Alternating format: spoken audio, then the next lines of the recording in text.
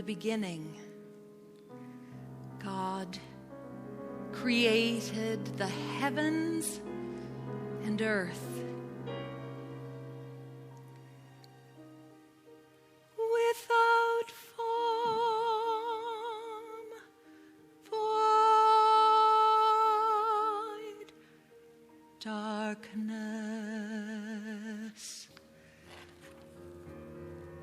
And God said, "Let there be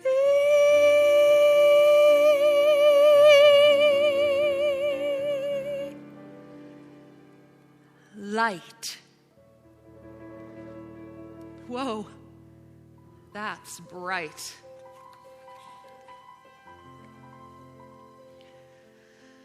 I woke up from a curious dream.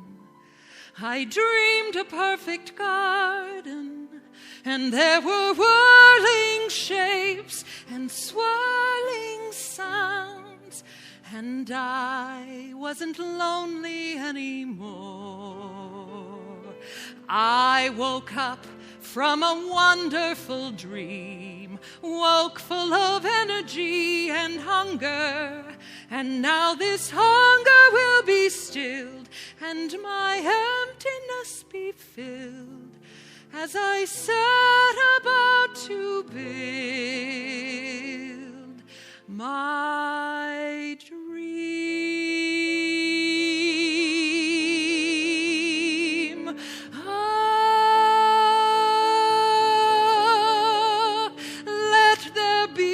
Let there be morning. Let there be evening, day. Let there be. Let there be waters, weathers, winters, wonders. Let there be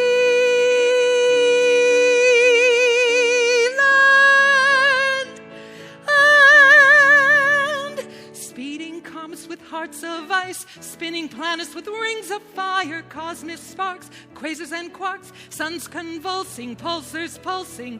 Let there be, let there be whales, snails, sharks, larks, apple trees with dappled barks, and granite mountains and flaxen plains, giant lizard with tiny brains, fluorescent fish and crescent worms, and a billion bugs and a trillion germs. Let there be, let there be, let there be.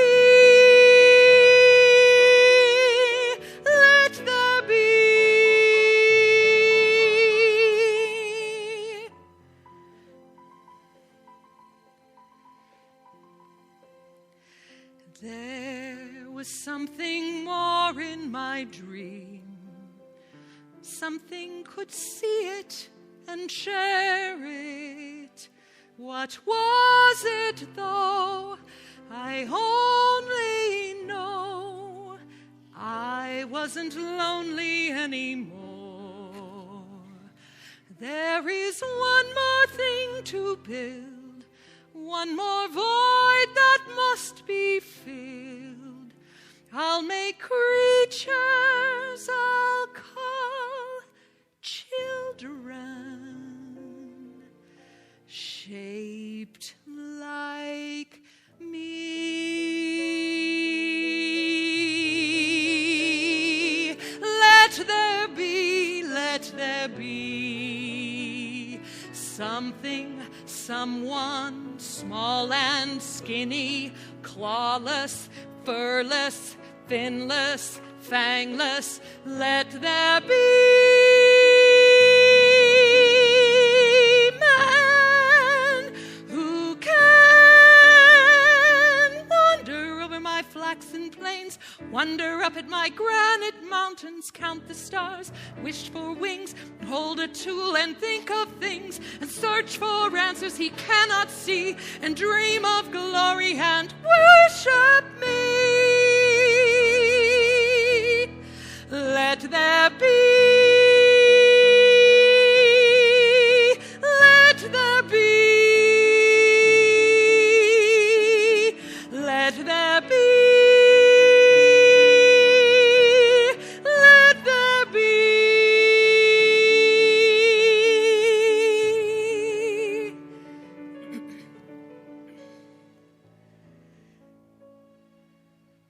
And the mother breathed life into her children, the breath of life.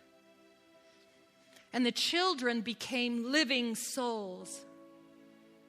And the mother gave to her children a garden and called that garden Eden. Let there be.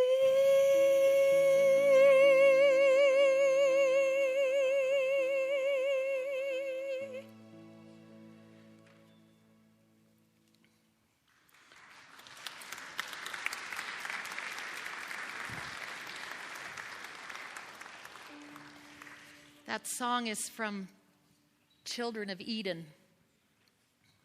And we're going to have some more songs from Children of Eden. But first I'm going to talk a bit. Then you're going to sing. Then I'll talk, and then we'll sing again. Should have coordinated this beforehand. That's a musical that's written by Schwartz, who wrote Godspell and also wrote Wicked. He's a composer. It happened to come out in 1992 on Broadway just as the bombs were dropping in the first Gulf War. And so it closed soon after. But it's a wonderful musical if you ever get a chance to see it.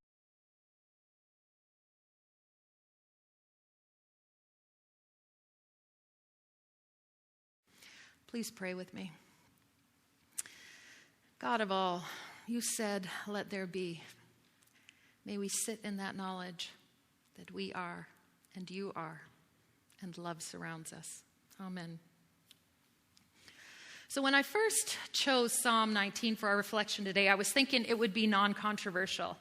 Because after all, who disagrees with that opening verse? The heavens keep telling the wonders of God, and the skies declare what God has done. And the poetry of the verses that follow it, about the earth being this tent for the sun that rises like a bridegroom and gets ready like a hero, beautifully captures the sentiment of a sunny day when all is right with the world. And we value those in this part of the country, that's for sure. So it would have been so easy to talk about a hike in the mountains where just around every corner is another display of the glory of God. And I could have gone on and on about how stunning is a prairie sunrise and how majestic are those beasts of creation and how delicate the ecosystems are in our wildlife areas and how plentiful the resources which God has provided are for our enjoyment and use. But then I was confronted day after day with stories about climate change and how it's connected to many of the problems facing the world, including the refugee crisis in Syria, where the roots of the unrest lay in a severe drought that displaced 1 million farmers and killed 85% of the livestock. I was challenged and inspired this week by the words of the Pope, as he once again reiterated how important it is to care for our common home. And I was surprised and pleased by the agreement between China and the U.S. over cap and trade. And on my Facebook page, article after article appeared about the warming of the planet and its relationship to greenhouse gases and the burning of fossil fuels. Leonardo DiCaprio announced that he was divesting of fossil fuel stocks, and yesterday I read an opinion article written by climate experts in the Toronto Star suggesting that if we're going to keep the warming of the planet to 2 degrees instead of 5 degrees, which is currently projected, 85% of the oil sands must remain undeveloped. And the Huffington Post this morning summed it up with this headline this morning: "The week the climate conversation changed." It was almost as if God was saying to me, I know you've only been at McDougall for 2 weeks and you're still trying to make a good impression and not ruffle too many feathers, but you can't avoid this topic. You can't talk about how beautiful and interconnected is my creation, how wonderful is this mysterious web of life, without also speaking about the degradation and exploitation that threatens increasing numbers of species, including humanity. Now, I want you to know that I come to this with mixed feelings and divided loyalties. I trust what science is telling us about climate change. I'm not a denier or one who believes that we can wait for technology to capture carbon or spew it into space or compress it and bury it, or any of the other possibilities which are being proposed so that we can continue our extraction and burning of fossil fuels without regard to environmental consequences. So I support efforts to curb greenhouse gases and adjustments, even radical adjustments, to our developed societies so that we can significantly reduce our carbon footprint. But on the other hand, I live in Alberta. And I have benefited from the oil and gas industry, as have all Albertans. For decades, the drilling and mining of oil and gas reserves have been a boon for our economy. Good paying jobs have been created. Government coffers have been filled.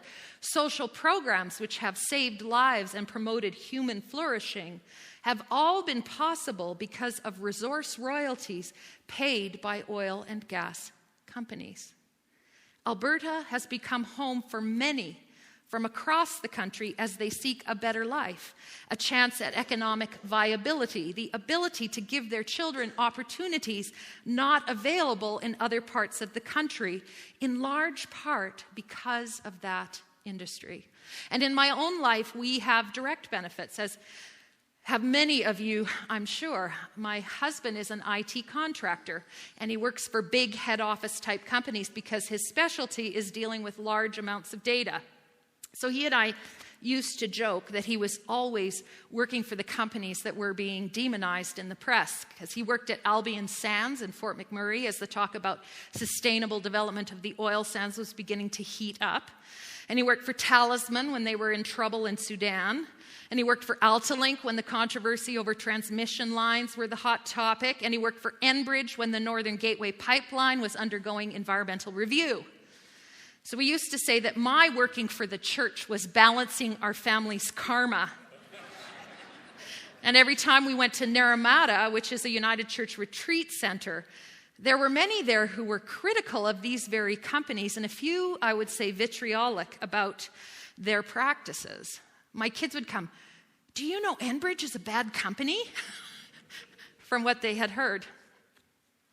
So I am in the uncomfortable position of having directly benefited from businesses that have been criticized, even while I grapple with the issues of climate change, sustainable development, and stewardship of our planet. And like many of you, we are suffering from the economic effects of the downturn in oil prices, because my husband's contract was canceled in August, and he's finding it tough to find another job.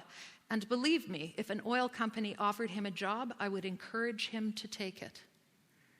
And with any economy that deals with supply and demand, his labor is a commodity whose value can be adjusted based on the size of the pool of workers and the desperation they feel in regards to their employment. So I get the importance of the oil and gas industry to Alberta. And I understand the frustration that many of you felt when our national church decided to divest of oil and gas stocks for the top 200 oil and gas companies, with a seeming disregard for the message that sends to the many members of the church in Alberta and elsewhere that have benefited from this industry. It fell upon the president of Alberta Northwest Conference to implore the General Council to acknowledge the impact this decision would have on pastoral relations in many parts of Alberta, and not to demonize workers in oil and gas or companies involved in fossil fuel extraction. Gary Patterson, the past moderator, reminded the delegates that there are no winners or losers when these tough decisions are taken. Even so, there is something quite visceral about the divestment issue here in Alberta. And I think it might have something to do with my particular dilemma, because if the burning of fossil fuels are really destroying our planet, then it seems that somehow we who assist in the extraction are complicit in a grave sin against the earth. Some of us have dedicated our working lives to these companies, and all of us have benefited.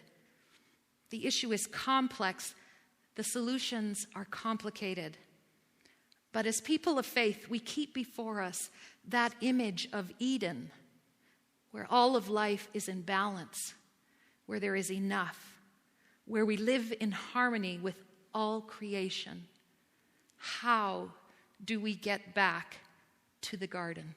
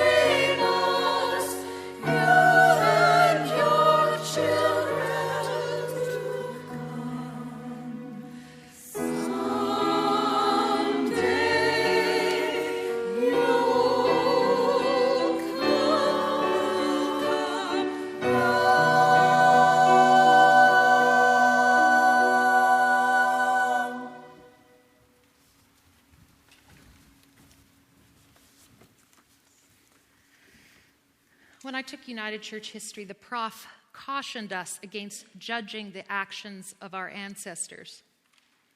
It is wrong to superimpose our knowledge, understanding, and values on a previous generation. Our histories are riddled with well-intentioned people and policies which have over time been shown to be harmful. Take, for instance, the residential schools issue. The United Church sent out missionaries and teachers to educate the students. It ran these schools because it honestly believed that integration of Indigenous people into the wider culture was the best thing for them. Many now see these actions as at best paternalistic and at worst cultural genocide. The United Church, after much deliberation, decided that an apology was appropriate. I have a friend whose parents dedicated their lives to work amongst Indigenous peoples in Canada. They did it with the blessing of the United Church and the love of God and humanity as their motivation. In the efforts the UCC has made to reconcile with our First Nations, she feels that the church has forgotten and devalued the work of her parents, and this is extremely painful for her. She wishes the church could uphold her parents and their work at the same time as they seek forgiveness from those who have been harmed. This dilemma for the church illustrates the problem of an institution which has made historical mistakes and yet is seeking to speak into culture about is the best way forward. It's a church that recognizes that sometimes actions undergone with the best of intentions and the complete integrity of its actors can still cause harm. It is an all too human dilemma. That's why our psalmist today says, "Forgive me when I sin without knowing it." This sinning without knowing is part of the fabric of our faith and the story of our humanity. Our creation myths set up this very scenario. We're in a beautiful garden. Everything is perfect. But Adam and Eve are not content to relax and enjoy. They believe there is more to see and learn, and they take the chance and eat the fruit. How could they have known what that small act would bring? Surely they never suspected that the entire world would be sullied by their indulgence. If they had known, they might have acted differently. If the consequences had been clear, they wouldn't have taken the fruit. But then that's the point of the whole story. They didn't follow. They went against God's best for them. They believed they were better off with this knowledge, and they took the chance. In the telling of this story, we are reminded that all life is interconnected. All our activity has consequences and repercussions. Our faith history uncovers the tension between human activity done in defiance or ignorance of God's law, which destroys and degrades, and human activity in partnership with God that builds and expands human flourishing. And sometimes it's really hard to know the difference between the two until we reach the end. And that brings us back to our psalm once again, because the writer speaks of a fine balance that God has created. God's ways are worth more than the finest gold. They are sweeter than honey from a honeycomb. We are rewarded if we follow God's teaching. And when we are in touch with God's law, we have that blueprint for sustainable living, which values the interconnectedness of all that is, and that believes that God is present in all of life. When we develop resources without enough thought to downstream issues or environmental impact or cultural destruction, we are out of sync with God's best. When workers are nothing more than a budget line, commodities that can be used and discarded, we are not respecting the dignity of the individual. When the economy trumps everything else, we as a society are out of balance.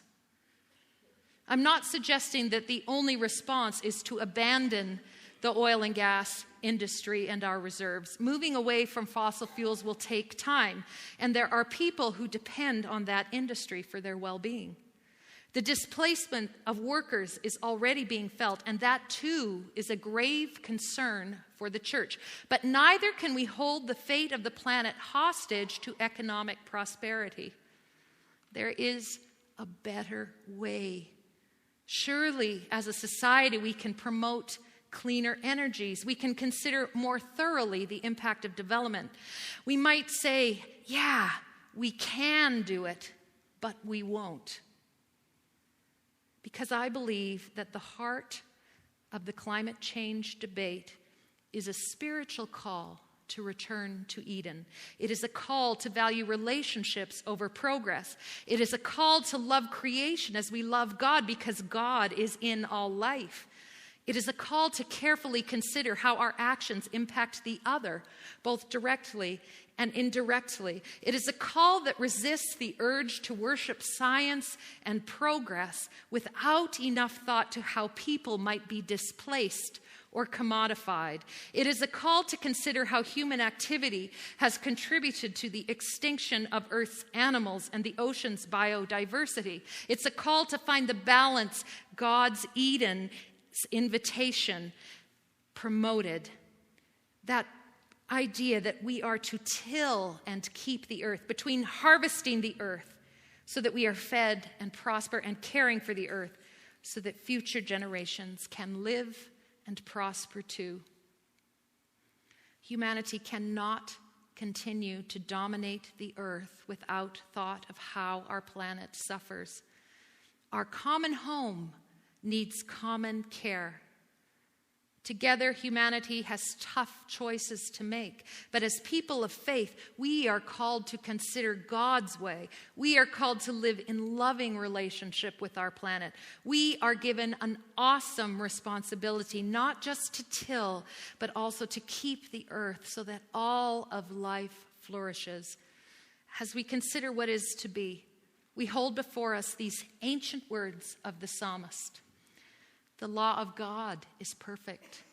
It gives us new life. God's teachings last forever, and they give wisdom to ordinary people. God's instruction is right. It makes our hearts glad. God's commands shine brightly, and they give us light.